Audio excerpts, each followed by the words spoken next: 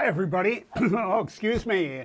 And my name is Paul Phillips. I'm a BMW Motorrad presenter. And on behalf of BMW MOA, I would like to welcome you this evening to our presentation of Up Close with Dylan Code and the California Superbike School.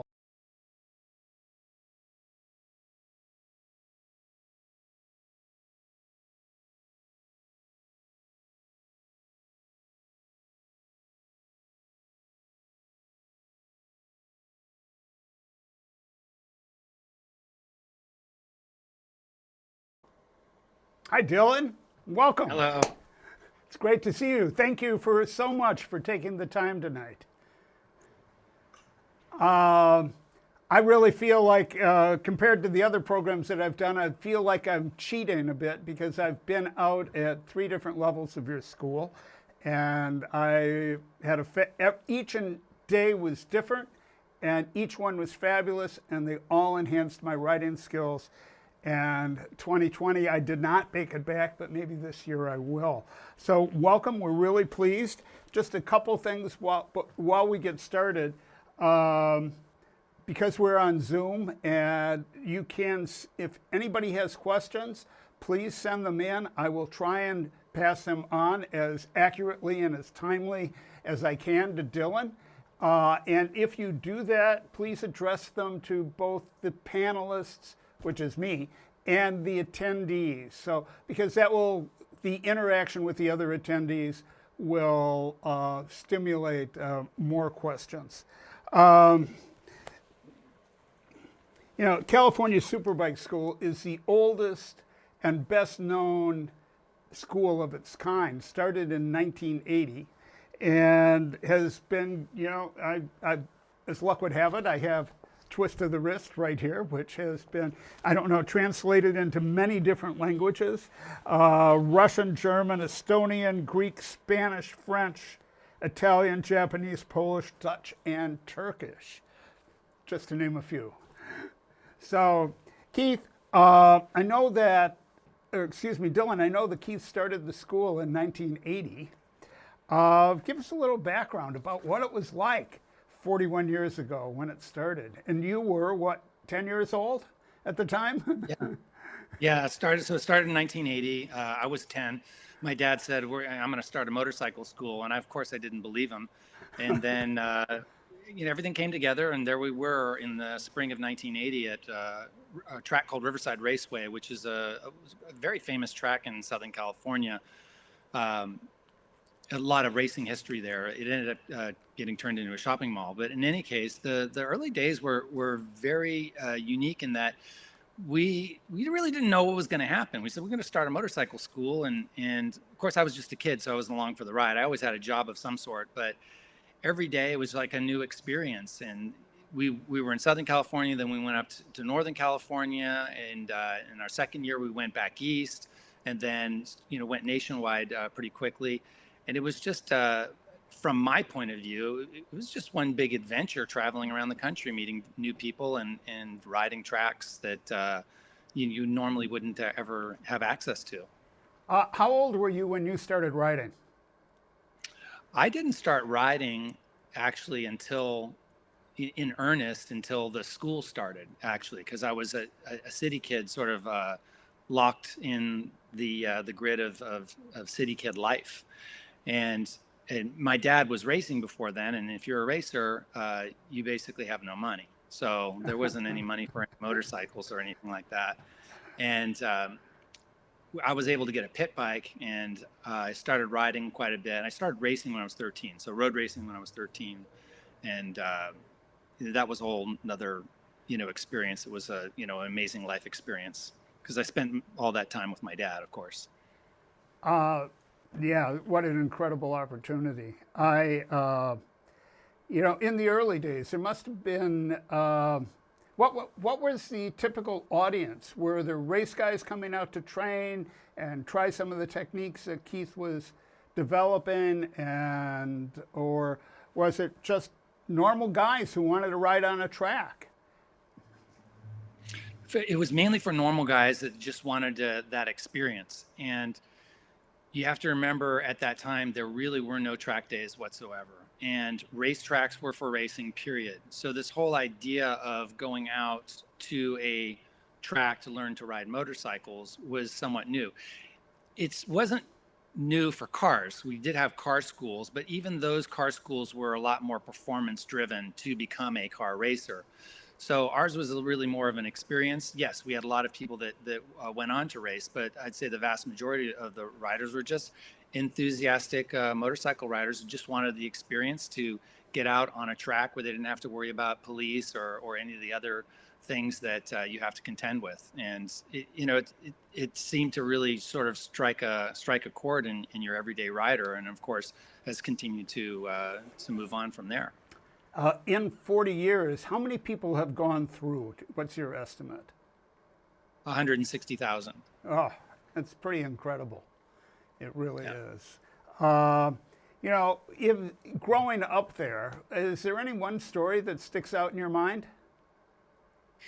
There's a lot of crazy stories like crashing rent-a-cars and yeah, things were different in the 80s, as most people know. You did a lot of things that just really are not, they're extremely frowned on today. Stuff with fireworks, stuff with rental cars, that type of thing. Uh, I enjoyed having racers come, hanging out with, Eddie Lawson, who went on to be a four-time world champion, or Wayne Rainey, three-time world champion. Um, and just having these people be part of the family and being very friendly with them, and then seeing their success afterwards. That's it's one thing to have someone you admire excel, but it's quite another thing to have somebody that at their beginnings then become quite famous and successful, and it just it's a vicarious thing, really. And you, what was, we'll get into, I do have a few photos we're going to kind of talk through. Here's from 1980 Yep. on the right side of the photo, we see a very young Keith Code. Yep. And who's on the left? On the left is a gentleman named Richard Lovell, who was actually his business partner, and they were partnered up with the school. And then after about 10 years, Richard decided to pursue another line of business. So he sold his interest in the school to my dad, and we kept going. Cool. I think that was our very first day. Oh, I think it was our first school day ever. looks pretty formal. I can't quite tell how many bikes there are. There might be 8 behind you, and I don't know. Yeah, I think we had a total of 11 bikes. Yeah. Cool. Amazing. And was Keith the only instructor at that point, or were both of them coaches?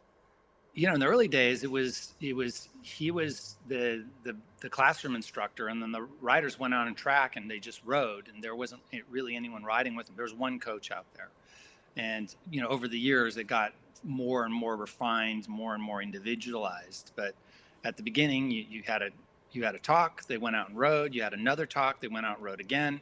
And it was a half-day program, actually. And then they went home, and then the afternoon, customers would come in. So things have definitely morphed from those early days. Yeah, well, it's, for me at least, it's really fun to see the early days. Here's a shot from 1982, much Yep. more formal, and 15 bikes lined up, and it looks like a crew of school personnel in the front row. So, Yeah, well, actually, in the front row, Keith is more or less in the center, well, off to the left a little bit. Then there's me, but then there's Eddie Lawson, like I mentioned, three-time world champion. And over on the right, third from last, that's Wayne Rainey. Next to him is Jim Felice, who was a very successful road racer, won the USGP in 250 class. And above him, behind bike number 6, is Bubba Schobert. And I think he's one of 4 people in the world to have accomplished the Grand Slam, which is to win every discipline of flat track. It's the short track, TT, half mile, mile, and road race. another successful flat tracker by the name of Ronnie Jones. I think Peter Starr was there that day as well, Really? who did on any Sunday.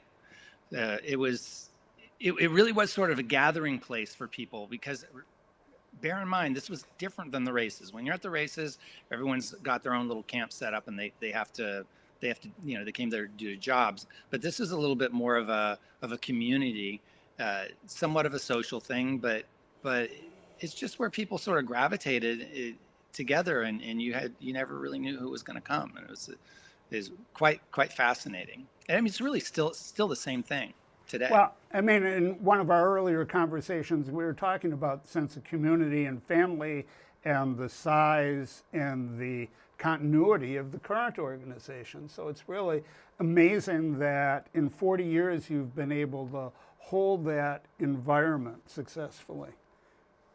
Yeah, it's really, it's the staff, it's the students, it's everyone has a hand in creating that. Oh, who is this kid? That's me, and at the races with my dad. Yeah, How old were you? I was 14 in that shot. And so you were racing at 14, 13 and 14. Did you ever have aspirations to turn pro? I liked racing, but like my father, I just liked riding more. And racing it was fun. It was fun to win, you get trophies, that type of thing. But it really was a job. And I kind of looked forward, in my own sort of crystal ball. And I knew that there was going to be a lot of hard work if I wanted to race. And there's going to be some injuries. And I personally just don't like crashing and at all. And I knew that that the probability was pretty high if I wanted to do that. But I just like riding. I get a lot of joy of just going out and riding on the track without any particular agenda, and being in the school really it's a perfect environment for me to accomplish those goals of just going out and riding and having fun. That part I could relate to. We have had a couple questions come in, and they're really good questions, but please rest assured we will get to them at the appropriate time. So I'm not going to throw the flow off too much. And here you are racing. Do you know what year that is, or how old you were? Yeah, that was when I was 14. That was a Honda 125, basically like a 125 GP bike. I guess the closest thing that you could compare it to today is like a Moto 3 bike, but nowhere near as advanced and fast back in those days. But that was a real two-stroke road racer that Is this the I same have bike? fond memories of. Same bike, yeah. Yeah, cool. Do you remember where that track was? That's Willow Springs, Big Willow. Cool. That was the only track there at that time. Yeah. And jumping forward a year or two, here are the two of you, both still smiling. Yeah, my father and I. That's at Virginia International Raceway. It's just one of those postcard perfect days. It's so nice to get those days where you just go out and have fun and ride. In a typical year, how many schools do you put on in the U.S.? School days, 90. I'm sorry, 90? 90, yeah, 90 days. And at how many different locations? It's going to be usually around a dozen different tracks around the U.S. And the international, we've talked a little bit about the international. Here's one. And that's in India. That's in India. And where else do you have? I know they're done in two ways. Sometimes the U.S. crew goes and instructs, and then you also have international partners. Yeah, we've got two main branches, one in England and another one in Australia. So the one in England obviously does England. Sometimes they'll go to Spain, Poland, Bulgaria. They've got sort of a sub-branch in Greece. They'll do Cyprus, Norway. They'll sort of jump around Europe. They'll also do Dubai, Abu Dhabi, and sometimes South Africa. In the past, we've done South Africa. And then the Australian branch will do that sort of Australasia, Taiwan, Philippines, that is, we went to China as well. Uh, There's a shot from the There's Philippines. Philippines. I think Yeah. and here, this is And China, that's when isn't we went to Thailand. That's Thailand? Chang International Circuit. That's a MotoGP track in Thailand. Um, there's Dubai Autodrome. Yeah. And that's another shot from India. So you can see the local. I mean, they're Indian. That's for sure. And you know, they look just like the rest of us in a classroom. But that's one thing that maybe some motorcyclists don't really understand. You have kindred souls all over the world. We go to India and it's just a bunch of smiling faces and people that are Oh, just happy to be there. They're so happy to be amongst other people that like riding motorcycles. They're there riding on the track.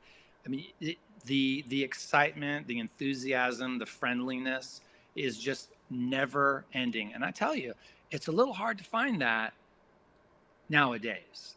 Just in general, like where can you go and be with, 60 other people that are they're just looking around, smiling at strangers, that they then become friends with by the end of the day. It's really, really great. Whether it's you're in the Middle East or like I said, any Asian country, it just doesn't matter. Everyone's the same. It's very easy. You can just walk into these environments and as if everyone's an old friend and you'll get along just fine. the one of the things I always talk about in my programs about the TT is that you only have to ask, and people similarly only have to ask you two questions. Where are you from and what do you ride? Right. Yeah. And the bond begins. Yeah. Can you, having been there, I know there are 4 levels in the program. Can you give us a brief overview of what the levels are and what the progression is? So the levels don't correspond with how fast or experienced you are as a rider. It's just a package of curriculum points. So level 1, if you wanted to pigeonhole it down to just one word, I would say controls. It's about how you're using the controls of the motorcycle, throttle, steering, etc. Right? And then we've got level 2, which mainly concerns what you're doing with vision. And then level 3 mainly concerns itself with what you're doing with your body in relation to the motorcycle, more sort of advanced type body things, little tricks that you can use. And level 4 is just a customized program. It's just whatever you need as a rider. And that's the progression. Now, once someone does level 4, because it's a customized program, they typically come back and continue to do level 4 over and over again. Some people just keep on coming. I think the record is someone has come back over 100 times. And so I guess he likes it. That, obviously that's not typical, but the point is that once you do get through the basic curriculum, there's plenty more for a rider, which is great. So one of the questions that did come in is Randy Matran was wondering if there's an opportunity to connect with your coach in advance to talk about the specifics of what you want to work on.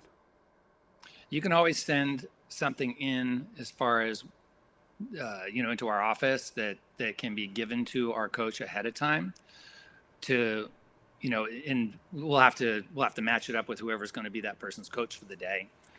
But what we usually find is what someone's attention is on and what we end up working on are often very different things. And it's just one of these things where you got to see the person ride. You got to see the person ride and you got to talk to them and find out where they're at. Sometimes someone really understands the technical end of some element, but they can't apply it. Sometimes someone's riding is really good, but their technical understanding of what they're doing correct is not there. So it's really more of the approach is what you might call a differentiated instruction, which is, where someone's going to actually get coached at the moment where they're at as far as their understanding goes, and not necessarily a formula. So we've got a formula for the levels, but it really does get narrowed down and tailored to that individual and there isn't going to be a set program. The coach isn't going to ride with the student and go, oh, this is how your day is going to go. No, he needs to see him ride, he needs to talk to him. In that regard, my experience there was, I'd get questions of, and I remember a couple of these. Well, tell me, why did you turn when the reference point is here? Why did you initiate the turn here? And it was, obviously, it wasn't the aspect of telling me what to do. It was making sure that I understood what to do so I could apply it in a different turn. Yeah. And so people will call that Socratic, but it's not. It's part of the differentiated instruction, where what you have to do is you have to there's basically a whole series of checks along the way to see what that person's understanding is of the material. You launch in to say, okay, so what's your understanding of how this is supposed to work? And the person comes back with a completely wrong answer, or just says, I'm drawing a blank. I don't know the answer. Well, from that point, the coach will know where to go. Or let's say the person's just right on top of it. The student says, oh yeah, I'm looking for this result, and I saw it here, and I didn't see it there, and I saw it here, and this is where it went. And then the coach goes, okay, fine. So that's where the student's at, and they're able to guide them based on where they're at. So they're not just going to fall into a formula. You talked about repeating level 4 as many times as you want, but I also know that you have a twice a year race school. Can you talk about that a little bit? And what are the prerequisites to attending that school? No real prerequisites, but the person obviously has to feel up to getting into a competition type environment where it's, people are no kidding going fast. It's pretty much a perfect combination of what you would expect out of a complete school and a complete race. So it's pretty much just a 50-50 combo of being a race experience and a school experience. You've got free practice sessions, you've got qualifying, you've practice starts, you've got passing drills, all that type of thing. But that's for someone who maybe doesn't necessarily want to become a racer. They just want that experience, or they want to become a racer, or they want to become a better racer. But we do get some people that come every year just because they like the racing experience that we offer. And especially if they're riding our bike, they arrive, they show up with their helmet and leathers, or we can even provide them with that. And they do 2 days of racing, and then they go home, they're done. They don't have to pack anything away. They don't have to put any bikes away. They just go like that, and I'm done. That was fun. Take the Uber to the airport. Exactly. One thing I started to mention before, and it somehow slipped my mind. What's the student to teacher ratio? We've got 2 programs. We got a single day school and we got a 2-day camp. The single day school is a lower price point. That's usually around $500 if you're riding your own bike, around $800 if you're riding ours. That's where we have 1 coach to 3 students. The 2-day camp is usually around $2,500. That's more deluxe. That's 2 days, obviously, and that's 1 coach to 2 students. So basically for 2 days, your coach only has 1 other person that they're dealing with. So we could call it semi-private if there's such a thing. Yeah, it was. I was at 1 2-day and 1 1-day. Now, I know for the last several years you've been riding BMWs and affiliated with BMWs. And before that, I believe you were riding Kawasaki's. Yeah, we were with Kawasaki for 30 years, and then the global financial crisis hit, and Kawasaki basically, they basically canned almost all of their programs, including racing, etc.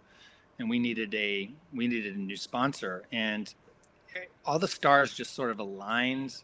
We knew the person who was running marketing for BMW. They were coming out with the S1000 RR, and it just seemed like everything just sort of fell into place. And we signed the deal without even knowing whether it was a good bike or not. As it turned out, it was one of the best super bikes ever produced in the history of motorcycling, just with all of its electronic aids, et cetera, et cetera. So we've been with BMW for the last 11 years, and we couldn't be happier. Literally, honestly, if someone said, look, You could have any bike at the school, any bike. Just, loyalties aside, what would it be? I would say absolutely S1000RR. Absolutely. Well, I remember that I do have an S1000RR, and the first time I rode one was at your school in Las Vegas. And I got on the bike, and coach said, "Well, how does it feel?" I said, "Frankly, I'm a little intimidated." And he said, "Just wait till the end of the day. We'll Yeah. ask again." And it was great. It was a two-day program. And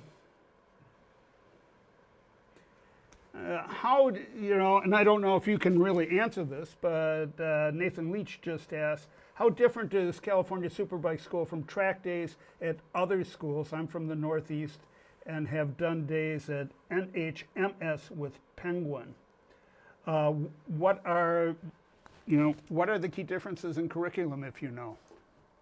Well, Penguin actually is the oldest motorcycle school, oldest continuing motorcycle school in the world. They started actually before us, and they've been very prominent in the Northeast. So they did a lot of schools at Loudon and still do, and they had a few other venues, I believe, that they operate in. And it's like a multi-generational school. I know in the early days it was mainly to prep people for racing. However, I don't really know a whole lot about their curriculum, but I do know one thing is that all these different schools of thought about riding motorcycles, if they did seem very sort of varied, as time goes by, they just keep on getting closer and closer and closer to the same sort of conclusions. Maybe their approach is a little bit different, but I certainly know that any school is going to be around as long as them is going to be worth going to. That's for sure. But I can't really offer like a real critical sort of deep dive into what the differences and similarities are. But the only thing is, as time goes by, schools are going to become more and more similar. I've been rolling through some photos. Oh, I'm sorry. There was one other thing with regard to track days. I have a saying: a school is not a track day is not a school. They have totally different goals, et cetera. You can get some instruction at a track day, but it's just not a school. It's not a school. You can get paired up with a control rider that can give you the most amazing advice, that can be a complete game changer for your riding, but that is not what you'd find consistently happening, just because they don't have the sheer amount of staff that it takes to give someone that personalized attention. That being said, I always recommend going to track days. But if you really want to improve your riding, a school's a place to go. If you want to practice your technique, a track day is a place to go. As we talked about earlier, it wasn't about narrating you narrating photos, but I think this is an interesting one because it's right before the riders going out. Can you comment on what the conversation is right before they go out on the track? Yeah. Before they go out on track, obviously their coach is going to meet with them and say hello and all that. But every time it's time for a student to go out on track, we check with them and just make sure that they understand exactly what the goal of their ride is, what exercise they're working on. Because sometimes when someone rolls up to get going out on track, their mind just sort of fogs over, right? And then you talk to them and you say, okay, so what you working on? They go, huh? What? I'm about to go. Oh yeah, the classroom. Yeah, they were talking about such and such. So sometimes you need to make sure that you just have a little check, just get them to actually verbalize what they're working on can make a big difference. Yeah, I do recall both of those scenarios. Yeah. And here's just another final couple. Here's before we talk about this one, describe what's going on here, and then we're going to jump back a little bit to talk about some special bikes. So at our 2-day camps, there is a camera bike. It's one of our double R's that has a rather tall metal arm sticking up at the back of it with a camera on it. And we have data overlay from the ECU. and they take a couple laps on it and then take the video out, and they go in and sit down with a video reviewer. That person is their only job is to review your video, and they'll go over it with you in detail. And of course, we give the students the videos at the end of the day so that they can have a very, very clear look at what they're doing. And because it's over the shoulder, it gives a nice sort of bird's eye view of a bunch of different things. You can see the person's vision, their body position, somewhat. You can see exactly what they're doing with the throttle and brakes. So it's very revealing. As luck would have it, we have a copy of that video. We actually had two. One was me and one was you. So we could show the progression, but I didn't log mine in. Here we go. Okay. Yeah, so you can see the brakes are being applied, turning in, trailing out of the brakes, getting in the throttle, the RPM, the gear, the speed. It really tells quite a bit. It's a wonderful tool, and we actually started using this in the school in 1986, putting a big, I think we had a 1/2-inch deck on the back of the motorcycle at the time. Obviously, things have gotten smaller since then. And if you want to make somebody, you want to make a motorcyclist shut up, show them a video of them riding. Suddenly, they'll just stop and stare and kind of tilt their head. And maybe they'll talk a little bit after that, but it definitely, when you show somebody video of themselves, they are definitely interested in what's happening. Yeah, absolutely. Now, in addition to the photo bike, you have the lean bike. And here are two Right. different angles of it. And here's a photo of somebody riding it. So if you could talk about a little bit about the development and the reason for the development of the lean bike. Okay, so the arms have dampers on them, and essentially what it does is it stabilizes the bike while we work with the students working on their body position. So we just get them to do a perpetual circle in both directions, and then we have a radio on the tank with the volume turned up, and then the coach can talk to the student live and give them corrections, and then they also pull them in and talk to them. But we basically get someone comfortable on the bike and into a body position that works for them. The other use of that bike is what we call the slide bike, and we stiffen up the dampers, the damping quite a bit, and it's for more advanced students. They actually get them to get the thing into a turn in a large open area and roll the throttle on enough to get it to power slide. If it does hook up and then try to high side the rider, the dampers will slow that action down. It's not crash proof, but it definitely gives you a certain measure of safety.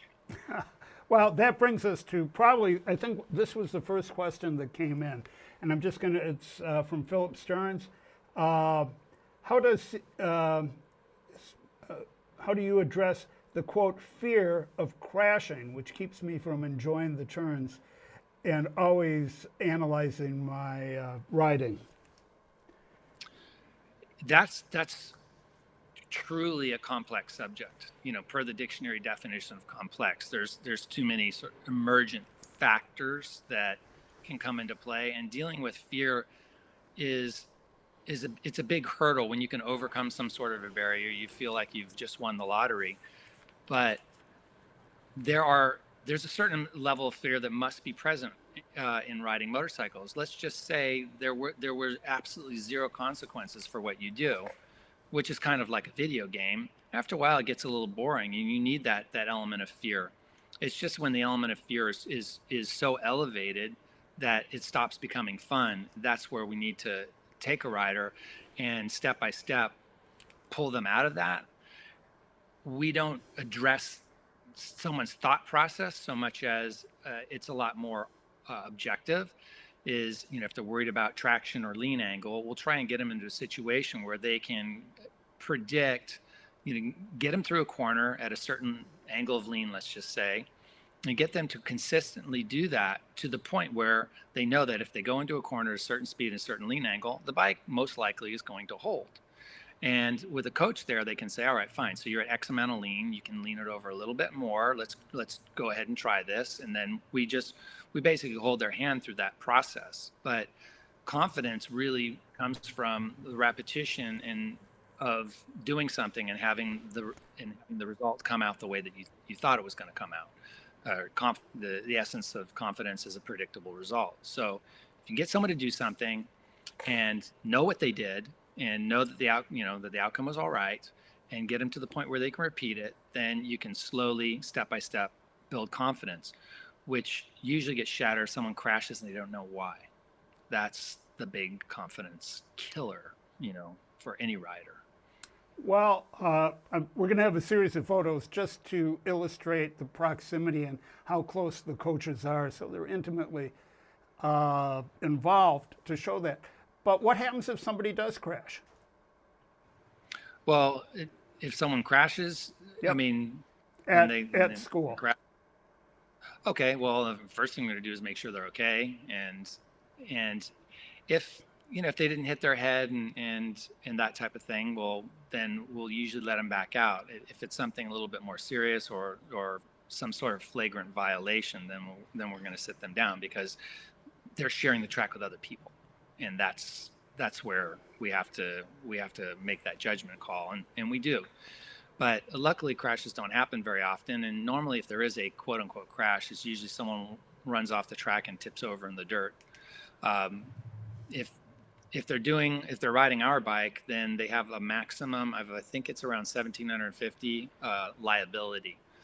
So let's just say that they crash the bike, it cartwheels and it's completely destroyed. Well, it's $1,750. That's the total.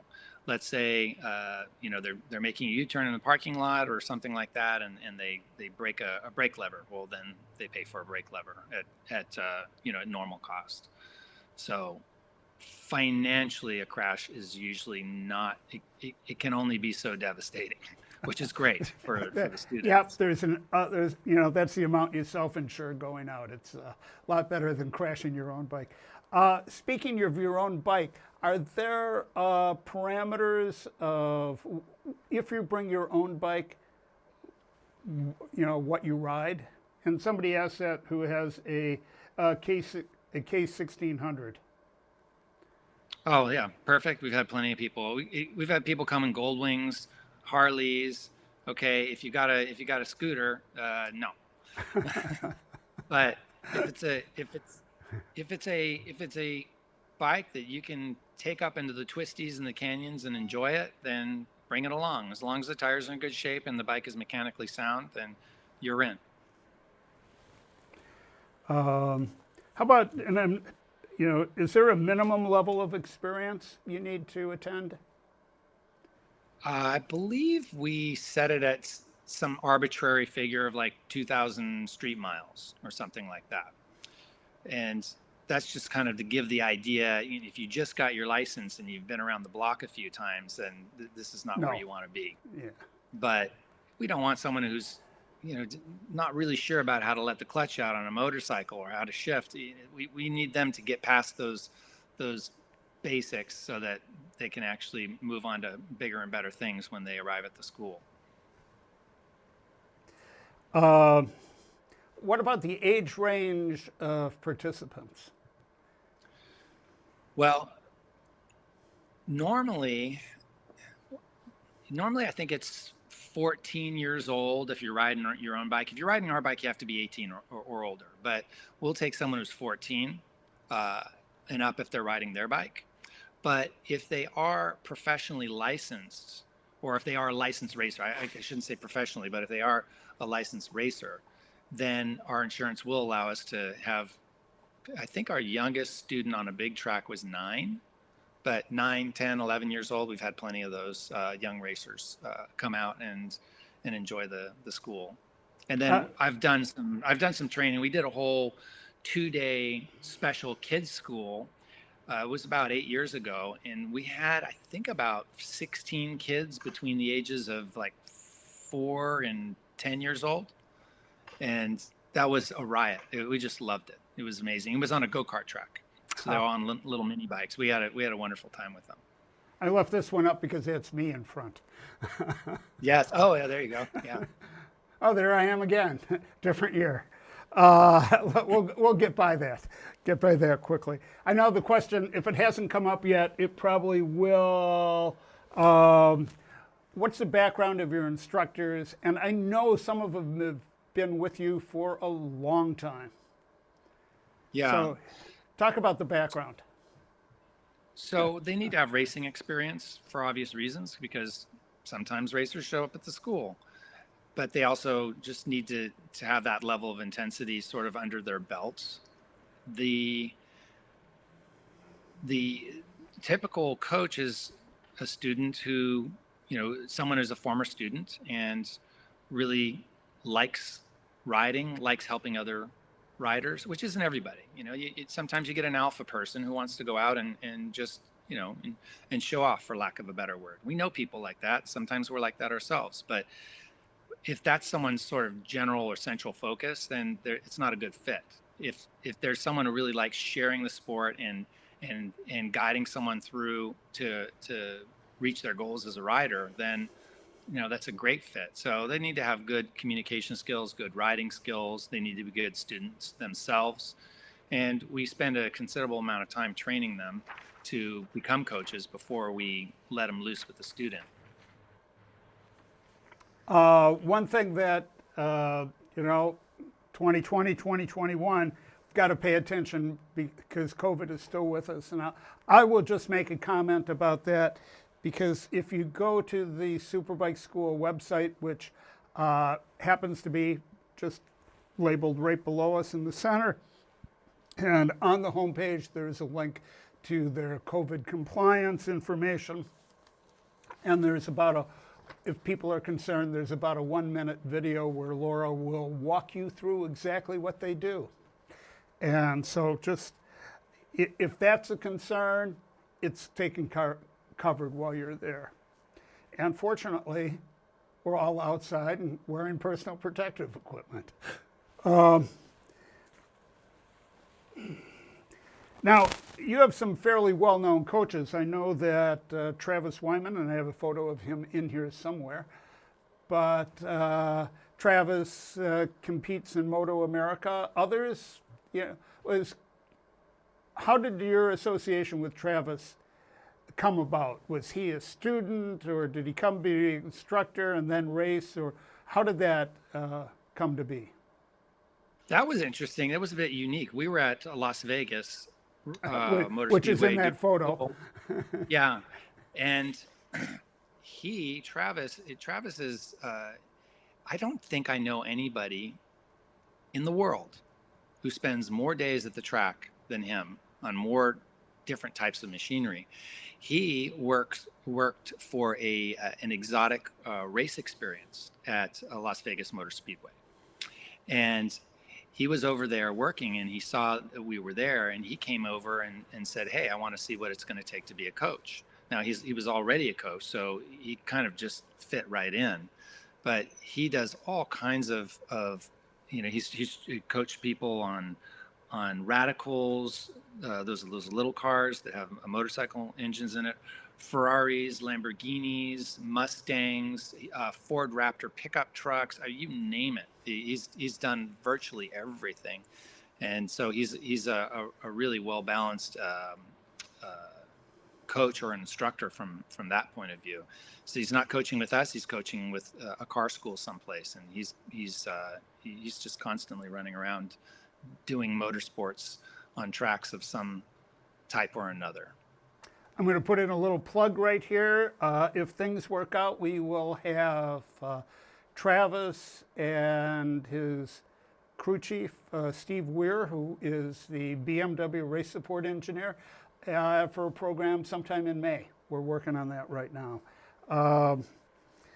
Dylan, what's, we're getting near the end of the list here. What haven't I asked that's important for these people to know?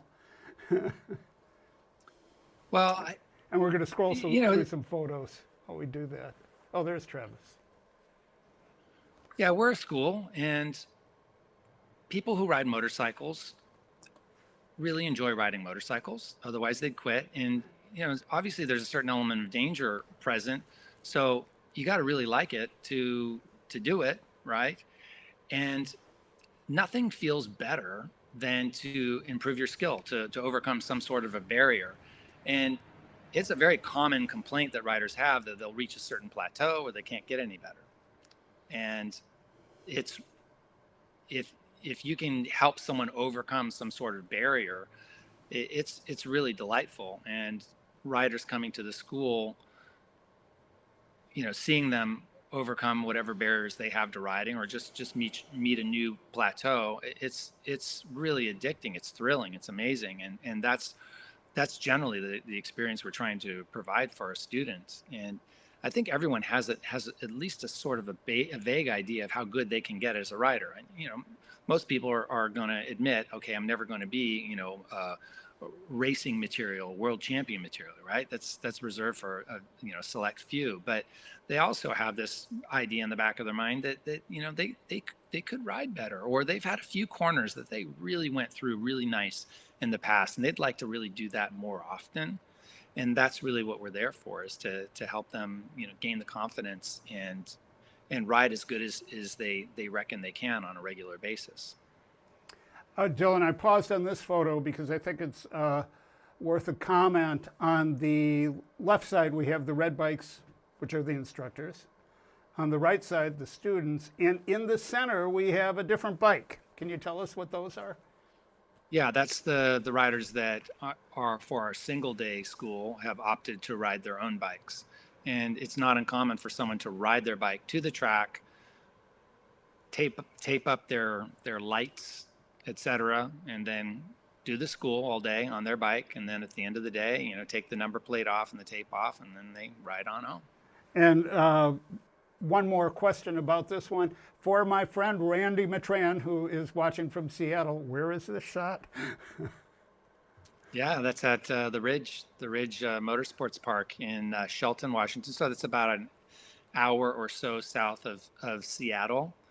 And it's one of the best tracks in the United States. It's fairly new, but it is an absolute thrill. It's a magical place. We go there every summer, and I always look forward to it. And I always make sure that I get out and ride when I'm there. Do you ride on the street? Well, I'm on the road about 130 days a year, and my condo where I live and our offices are about 3 miles apart. So suiting up on a motorcycle to drive 3 miles is not very practical. So I don't have a daily rider. I've got a bike that I ride at the track. So I've got a bike. I always have a bike reserved for me at the track, but I don't really have that much opportunity to hop on a motorcycle and ride. You go up and ride in the canyons. It's fun, but it pales in comparison to the experience of the track. The one thing I do like is that sometimes I'll borrow like a GS, like Jim Hyde, or one of the borrow a GS and go on a 2-day ride, up through the mountains, or take an overnight trip someplace, up through Central California. That type of thing I love. Cool, that's fabulous. Comment about the photo that's up here right now for a bit. Well, that's most of our coaching staff, and essentially, we're a sort of a ragtag, bobtailed group of misfits, but somehow we get along really, really well and enjoy what we do. The whole dynamic of working at the school is kind of like being in the circus, because you run around in these trucks and then you show up at a racetrack and then you set up, and everyone has a role, and it's a lot of Indians and not that many chiefs, so we're all just running around doing our job. But when you get all the students showing up and they bring their excitement, it's a fun group to be a part of. It really, there are some school days that just never get old. I could just keep on doing them over and over again and just not have any problem with them. Just the sheer satisfaction some days can give you when we're running the school. It's quite fantastic. Well, just one more comment or a question about instructors. I know you have, because one, I've met him and we've talked about this. John Groom and his son are both, is that correct? Yeah. Yeah, father, son. So my father and me, and then there's John Groom and his son, and they've been with us for quite a while. And it's, it's quite often that we'll get father and son duos coming to do the school together. And for some of them, it's an important event. I mean, it's a lifetime event. It is a major, major event. Go to the California Superbike School, father and son spend 2 days together just enjoying themselves. And I remember getting a letter from somebody. He went and did the school with his son, and it turned out to be one of the best experiences of their life. And of course, that's not going to be everybody, but it's so great and gratifying to be able to supply the infrastructure for someone to come in and do something like that. It is. I can only imagine. One, I think, final question. Please shoot additional questions before we wrap up. And another one just popped in. But what's the required apparel? I know everybody I've seen is wearing either their own leathers or your leathers. Yeah, so you're going to have leathers, which we can supply. If you don't have your own, they can be two-piece as long as they zip together. If you've got a one-piece, like Aerostitch type suit, that's fine. You need boots that cover your ankles, your gauntlet-style gloves, and good, Snell DOT ECE rated helmet, and you're good to go. Cool. Just a couple more comments. Dylan from Canada says, hello, and any chance we can coax the school into coming up to Area 27 in British Columbia after the school finishes at the Ridge? Yeah, I'd love to be able to go there. Yeah, I'd love to be able to go there. The only way that we would be able to do a school is if we just sent our crew up, and then all the other the hardware was already in place for us. So if it was just sending our coaches up there, of course, if the travel is okay, because I don't believe we can go to, I don't think we can go back and forth right now, but or without a lot of trouble. But that would be the only way that we would do it. We tried going to Canada once in the past with our whole dog and pony show, and the border is just too touchy, too tricky. If you got the wrong thing inside your truck, that doesn't conform with some environmental thing. When you're at a border, that's when you can get held indefinitely and blah blah blah. You just don't want to deal with it. But I definitely would love to come to Area 27. I know it's a fabulous track. I know it's one of the best tracks in North America. I haven't ridden it, but one of our female coaches, Misty Hurst, has been there, and she's raved about it. But what's your favorite track? The track I'm riding the best at. Somehow I knew there would be a very polite answer that might depend on the day. It really is true, though. You can be riding on some very simple track and might even be, bumpy or, irregular. But if you're riding really well, it's just tons of fun. With that said, I'd say that my favorite tracks are Virginia International Raceway, Barber Motorsports Park, and the Ridge in Washington. And I really like riding at Las Vegas. So those are ones that, off the top of my head. Internationally, Phillip Island in Australia, Eastern Creek, which is in Sydney, the Dubai Autodrome, I really like that. I rode Silverstone, I love that. There's a track in South Africa called Fakisa, which I really liked as well. And I liked riding Chiang in Thailand, the MotoGP track. That was a lot of fun. It was very fast. So, well, I did get a comment by text from Randy, my friend in Seattle, who's one of our coaches locally. He said, "I want to go to the Ridge." Randy, you and I should do that this summer. We'll have to figure that figure that out. Dylan, any final comments? I have 2 final videos you don't have to stick around for. I think they're really important because they're about 3 minutes each, and they're testimonials from individual riders who came. And if you want to, do you want to hang out? They're 3 minutes each, and then we'll come back on for a minute. Yeah, I did have one thing. Sure. If you want to comment right now, just in general, when we started our relationship with BMW 11 years ago, I had an idea that we would be entering into a community because BMW riders are not like, let's say, someone who rides a Honda or a Suzuki or whatever. It's a lot more of a fraternity, and I really enjoy that element of that. And I know this is for the MOA, so I just wanted to acknowledge the fact that we're really happy to be part of the sort of extended BMW fraternity, or just riders of the world, and just sharing that common love and interest in riding motorcycles. Well, I absolutely agree with you. My background is, my day job pre-COVID is a sports photographer, primarily endurance sports, and within that, primarily triathlon. And so I'm the one hanging off the back of the motorcycle. And I would, at the pre-race meetings, if I didn't bring my own driver, I'd always get there early, watch the guys arrive, and find the guy with the big GS and go, "You're with me." And yeah. Odds are it's going to work. Somebody just asked if the old fleet is for sale yet, and I know you do that in the fall. Well, I'm actually looking over at I think 10 of the double R's that are all ready to get sold. They just need to get a brake calipers recall. Yeah, brake caliper recall. Once that gets done, then we can get the titles, then we can sell them. But that's imminent.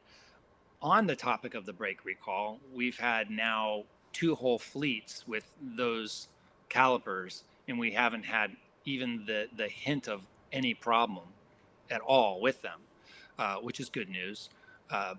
So it's just BMW being very, very careful, which we like. But they are going to get the new calipers just because they're available, and we'll put them on. But once that's done, then they will be available for sale, and they'll probably be available in, I don't know, optimistically a month, pessimistically 2.5 months. Dylan, you willing to hang out for about 5 or 6 minutes and see if any other questions come in while I play these? Sure. Okay, Sure. Here we go. Hi, I'm Gary Stewart from Fresno, California, and I'm 75 years old.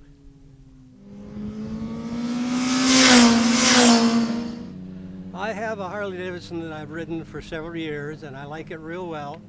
I borrowed my buddy's sport bike, and I rode it, and it was a lot of fun, totally different. So I went out and I bought a GSXR 600. I rode it for about 3 months and discovered that I need to go to school. It's totally different. There's so much more to it. So I began researching all the schools. I read the magazines, I went online, I went on the internet, talked to all my friends, particularly ones that have gone to a track school before. And everybody that I talked to said the California Superbike School is the best one to go to. So I go, okay, that's the one I want to go to. Well, to me, age is just a number. I mean, I realize I'm 75, and for a lot of people, it's probably not a good thing. But there are a lot of us out there who like to do adventurous things, and I get on a sport bike, and it's just a lot of fun. I'm not too wild about riding on the street.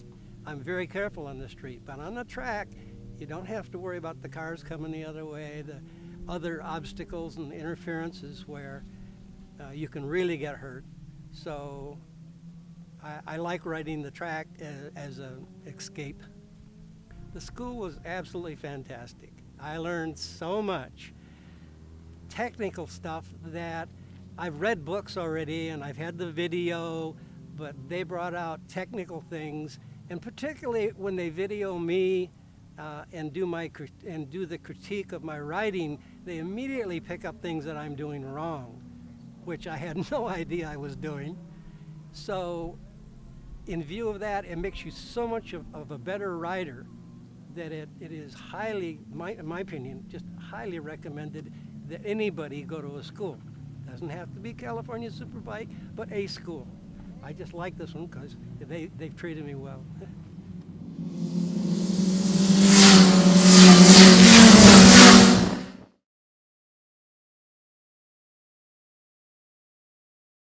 Hi, my name's Karen Coleman. I'm from Grant, Alabama. I drove out to Sonoma for the California Superbike School.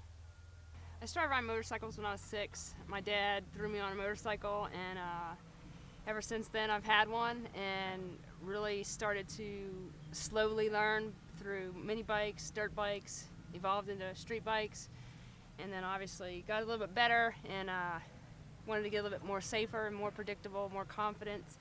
So I looked into the California Superbike School to enhance some of the skills that I already had and correct some of the bad habits that I've obviously gained over the years as well.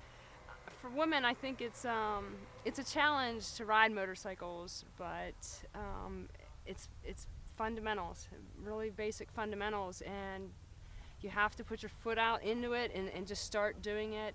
It's given me so much confidence in my life as a whole, because you just don't realize what these things are capable of and how fast they are, and it does relate to your life in certain aspects, and it does develop your confidence in life as well.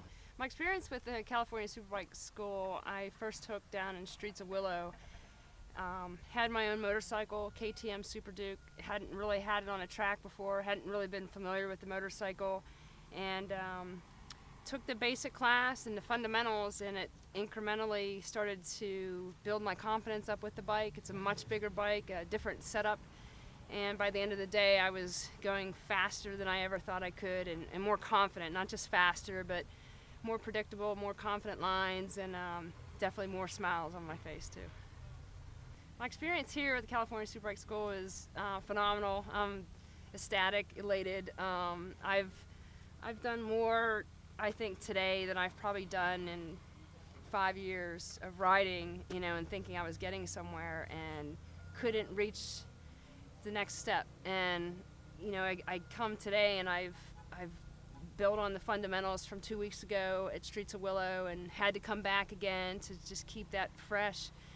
And already I'm doing much better, much more confident on a bike that I had not ever been on. And so it taught me that it doesn't matter what motorcycle that you're on, you learn the fundamentals that you can get on any bike and ride. And today I just ecstatic. I'm so excited because I went further and farther and pushed it to another boundary that I thought I'd be there and be happy, and you're not. You want to go a little bit more. So it builds and builds and builds, and my confidence definitely is better than it's ever been on a motorcycle. Here we are. Well, I love that part. Guy's older than I am. Dylan, thank you so much. We've had more thank yous come in than questions, which is wonderful. A couple questions came in about how do you find out about the bikes that are for sale, and as I recall from the past, you email that out to prior participants or people on your mailing list. So to facilitate that, I will forward the email, the appropriate email to you, so you could just include them. Yeah, if anyone wants to know about that, they can just call our office, and then they'll get referred to our mechanic who puts you on a list. And then when they become available, you get emailed, the color and the miles and the price, and that's all Cool. taken care of. And yeah. Another question was, will this our program tonight be available? Will it be recorded? Yes, it's being recorded. I will have it up in a day or two on Zoom. It will be probably on the MOA site. It will be on Up Close at the TT, which is Yeah, right down there.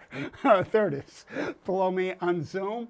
And that's on Facebook. And with the invitation, everybody has my email. So if you don't get it, just shoot me an email. That happens. It will take me a couple days to get it up. And all of the chat that, between and among, the participants will also be on there. Any other questions? Wait a second. Nothing has come in, and we're just over an hour. Dylan, thanks so much. And I will get you the links for this if you want to post it on your Facebook page at all. It's been really great fun, and I hope to see you this summer. Okay. Thank you very much. We'll see you all.